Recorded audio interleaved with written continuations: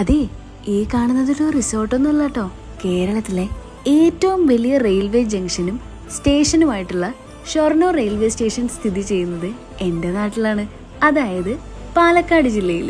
7 പ്ലാറ്റ്ഫോമുകളും 20ഓളം ട്രാക്കുകളുമുള്ള കേരളത്തിലെ ഒരേ ഒരു സ്റ്റേഷൻ. മലബാർ മേഖലയെ രാജ്യത്തിന്റെ മറ്റു ഭാഗങ്ങളുമായി ബന്ധിപ്പിക്കുന്നതിനാൽ മലബാറിലേക്കുള്ള കവാടം എന്നാണ് ഷൊർണൂർ റെയിൽവേ സ്റ്റേഷനെ വിളിക്കുന്നത്. ഈസ്റ്റ് ഇന്ത്യ കമ്പനിയുടെ നേതൃത്വത്തിൽ 1860-ലാണ് ഷൊർണൂർ റെയിൽവേ സ്റ്റേഷൻ ആരംഭിക്കുന്നത്.